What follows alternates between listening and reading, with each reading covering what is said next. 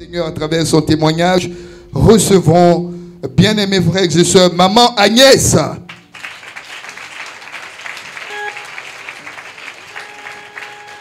Maman Agnès pour son témoignage.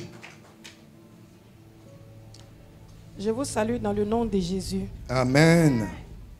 Je voudrais dire merci à Dieu ce matin.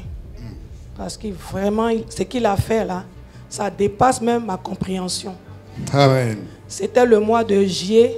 On a reçu une nouvelle personne, une dame qui était enceinte, qui est venue par le biais de la petite soeur de maman Dany. Donc, après l'avoir reçue, 2 jours après, je l'ai appelée et j'ai prié pour elle. Pendant que je priais pour elle, franchement, ce que je recevais, c'était tellement fort et elle a reçu la même chose. Donc, après la prière, je lui ai demandé de venir le mercredi qui suivait pour que je puisse encore prier pour elle. Et elle est venue. Quand j'ai fini de prier pour elle autour de 16 h là, c'était le mercredi, elle n'a même pas fait le culte du soir et puis elle est partie. Après ça, je n'avais plus de ses nouvelles.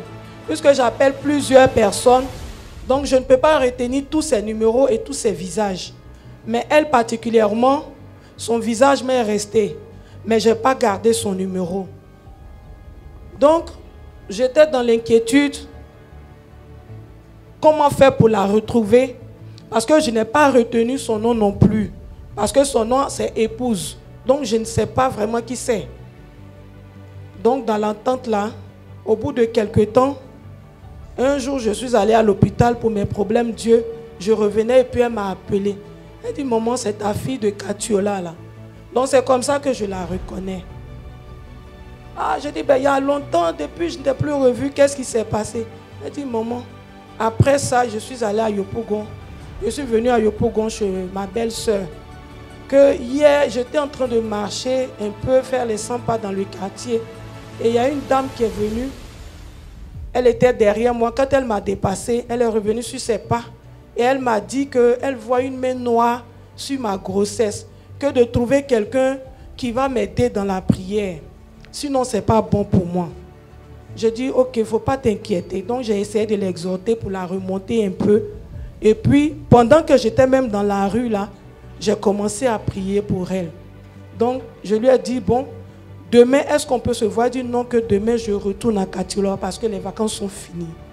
C'est ainsi qu'elle est partie. Elle a dit, bon, je lui ai dit, bon, une fois que tu seras là-bas, donne-moi ton programme pour que vraiment on puisse prendre un moment devant le Seigneur pour prier encore davantage. Elle est partie. Je n'ai plus de ses nouvelles. Néanmoins, je priais toujours pour elle puisqu'elle m'a fait cas de ce qui se passe. Alors que quand elle est arrivée là-bas, elle a perdu son téléphone. Donc elle ne savait même plus comment me joindre. Comme je le dis, je me souvenais toujours d'elle dans mes prières. Et donc c'est le lundi dernier qu'elle m'a appelé. Elle me dit, maman, vraiment que Dieu te bénisse. Parce qu'une nuit, j'étais couchée, je dormais, et puis je me suis réveillée en sursaut. Et puis ensuite, je n'arrivais plus à respirer. Et donc, j'ai réveillé mon mari. On a appelé mon gynécologue, il a dit d'aller à l'hôpital. Et quand il est arrivé, lui-même le médecin, il est arrivé, il a dit, ah, ça là, tel que ça se présente là, on ne peut pas attendre qu'il y ait contraction. Donc, je vais te faire une césarienne. Elle dit, quand le médecin a utilisé son instrument sur son ventre, dès qu'il a touché le ventre s'est ouvert seul. Il lui a dit, tu es chrétienne? Elle dit oui. Il dit, vraiment, ton Dieu t'a sauvé. Que là où tu pries là, continue de prier là-bas. C'est un musulman, hein?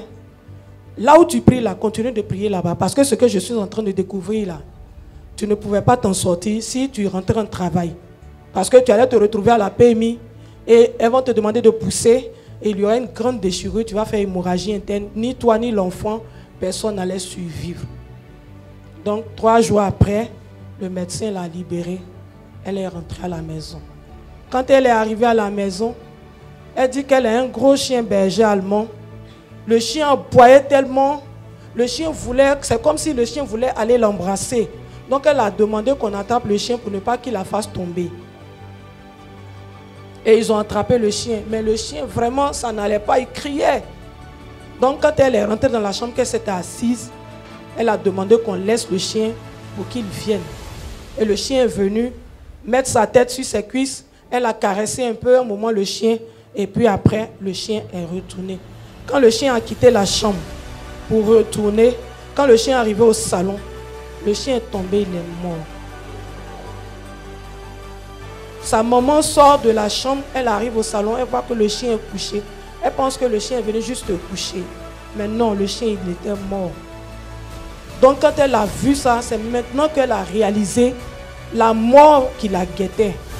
Donc elle n'a pas, comme elle n'avait plus son téléphone, quand elle a fini par avoir un téléphone, elle s'est renseignée et puis elle a eu mon numéro. Et puis elle m'a appelé pour me rendre le témoignage. Donc vraiment, elle n'est pas là parce qu'elle est à Katiola, mais elle me charge de rendre ce témoignage-là et de poser cette action-là pour bénir le Seigneur en son nom. Que Dieu vous bénisse. Merci, Maman Agnès.